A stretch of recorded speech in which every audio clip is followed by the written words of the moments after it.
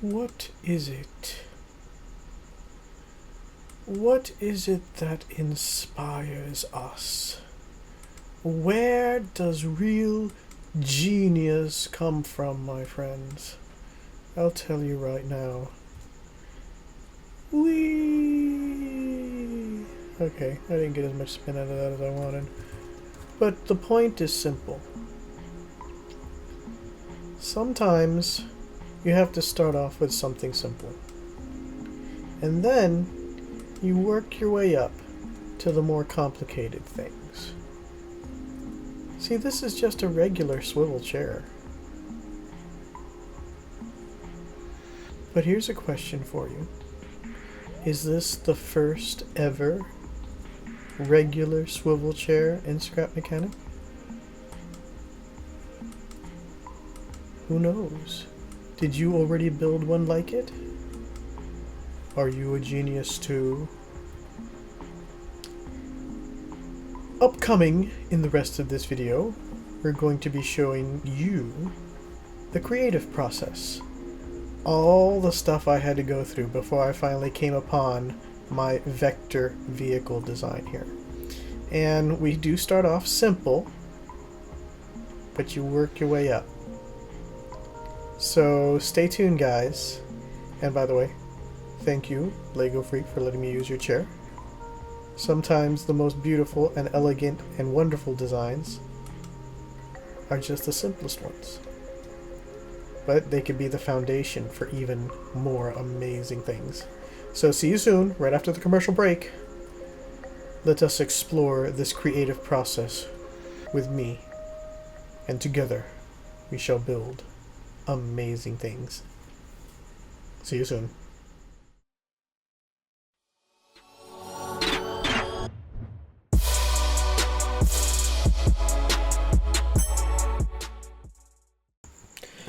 Alright, fellow geniuses, I'm glad you were able to make it back from our little commercial break. And we're going to start off and we're going to move rather quickly because the creative process and rapidly prototyping stuff is how we go from your regular run-of-the-mill invention to something really cool, something that you could be really proud of, that you have a lot of fun with and can inspire and can be shared with friends. Started off with the MJM mod. The MJM mod inspired me because of the cool parts that it had and how I was able to be more creative with those parts. I started building the foundation for a vehicle that I was trying to imagine being very useful, kind of like maybe something somewhere between a junker and a spaceship or a car.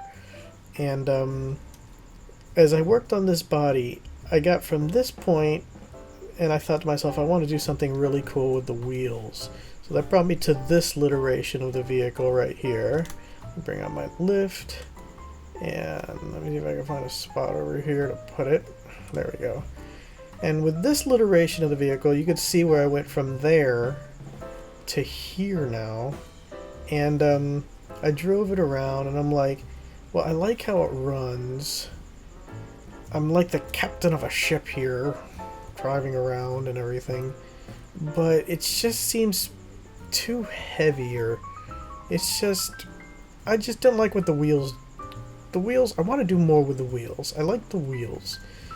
And so I went from this iteration of the vehicle to this one here. But before I could go there, I actually built this wheel, what I call a wheel module here. And so I put that cool wheel on. I trimmed down the body a little bit so that the wheel module could also have a sort of a bearing stress suspension system. And I liked where this was going. I said, okay, I have a wheel module. I want it to have the thruster built in, which it does. And I even added these parts here to the end and like a little tube so like the fire would come out. And I said, you know what? I like how it's coming along, but a thruster wheel module also needs its own fuel supply and its own other direction of thrust that'll also feed off of that same fuel supply. So that's why I built that arrangement, and I made it so that it could rotate about 90 degrees freely from a downward thrust lifting position to a sideways, more of a vehicle position. So I was going with that, and I said, you know what, I'm still not happy with it, and that's when I got to this iteration of the vehicle here. With this one, I was like, okay, I've got the 4 wheels. I just copied and placed the modules, but some of them had to be reversed. Just copying it wouldn't work because of the mirroring that I needed to do. And it was during this process in the development of the vehicle that I built the cockpit here that I really like. And I said, you know what, this cockpit would work really good if it had the wiring wired to it. But I liked where this was going. I said, but I need it to be stable in the air, and when something flies, there's really nothing better than a stabilizer. So since this was such a big, heavy build, it brought me to this iteration of the vehicle. I had to weld 4 of these super stabilizers onto it. Then I was able to get it to work. So I was really happy with that, and I could transform it. And I have like a driving mode, and then I could also hover it. And I was like, alright, the thing hovers, it stays stable. But then I started thinking to myself, it's just too heavy. The stabilizers, having 4 of them, they have to do more work than I need them to. I really like the module, for the control module there. I really like the thrust wheel modules. So I said, scrap it. I broke it down to just the wheel modules like I have here. A stabilization module, my cockpit, and I was thinking a lot about my thrust arrays and how thrust arrays worked with cancelization. I thought, you know what, let's take all this, alright, and let's put it together. And that's where this iteration came from. So now, as you see in the wiring demo, I have 2 modes of rotation that interfere between the 90-degree full rotation of each wheel module, so that it goes from this downward position to a fully sideways car style position. And I left plenty of clearance around so that that rotation can be made. And I was really excited when they started coming together like this. There was one problem. I had this whole idea, but I knew keeping it stable in the air would be a bit of a pain.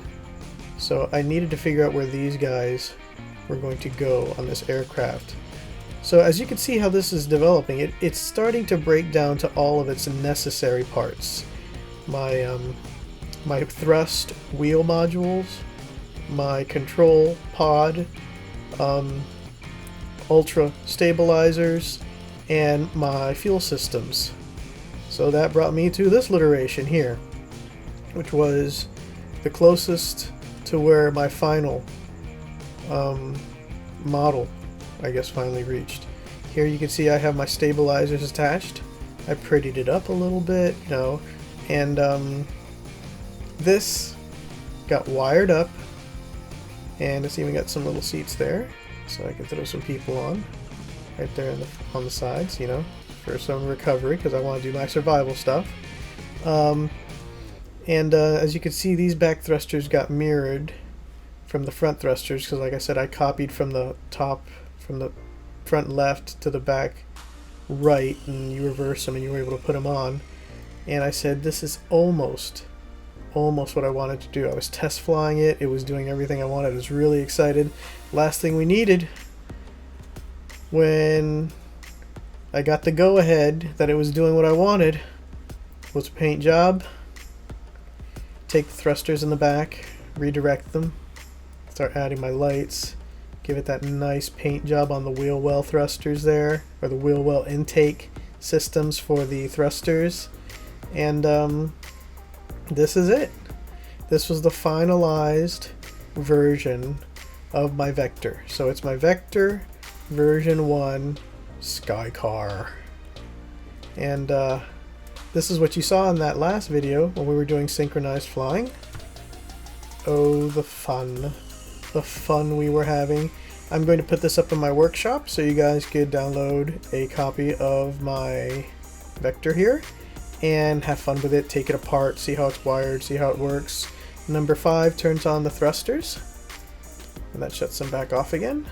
Number 4, when the thrusters are pointed directly down, clicking number 4 changes it to car mode. So all you have to do is press W to go forward in car mode, press S to go backwards, and it drives around. Since it's ultra stabilized, it's got that weird kind of I handle every bump very discreetly, I guess. But its real place is in the air. So the modes of operation work like this. You press 4. This gives you your maximum lift mode. You press 5. Then you would press 2 and 3 at the same time once you've got the distance you want, and that would basically vector the thrusts and put it into a hover mode. Now it'll have a slow, ever so soft, tiny drift downward. That's my emergency recover system. In this mode, if you really wanted to get down to the ground faster, you would press 4 again, and it would just point the thrusters up and just send you slamming down to the ground. Then if you wanted to go back to car mode, you'd have to hit 2 and 3 and then 4, boop, and then you turn off your thrusters with 5. So guys, I hope you like the vector. I'm gonna put how to find it, how to get it, in the description of the video, so you'll be able to go and download it. Keep in mind, you'll need the MJM mod in order to use it, because it uses MJM mod parts. And have fun. Keep dreaming, keep building, share your ideas with your friends, because once they start building, they'll inspire you, and the cycle just is endless. It's absolutely endless, but it's so much fun. So let me end the video here. I'm gonna go immersive on you, and we're just gonna take off. Oh, if you were wondering what these vehicles were in the background over here, this is Lego Freak's elevator. In the last video, I put a link to his workshop. That's where you can get it. Oh. I'm sorry, benevolent user Gastron. I can't help you with videos. Yeah, Siri had to do a cameo. That's the first time I've ever had Siri do a cameo. Siri, even you will interrupt my videos? This is what I get for having it charging and it thinking I said its name.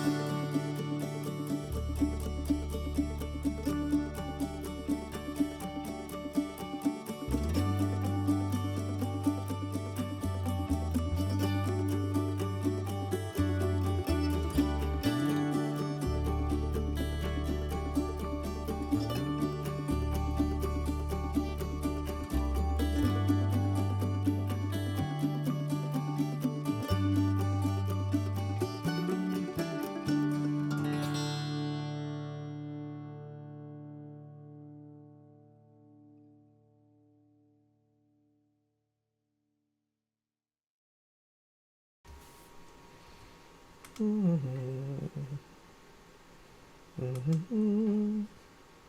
nailing it now. What? Thought the video was over? Having way too much fun with this spinny chair. Speaking of spinny chairs, when is a swivel desk chair no longer a swivel desk chair? Is that a riddle or is that a riddle? How about this one? Let's put our lift down. A swivel desk chair stops being a swivel desk chair when you convert it into a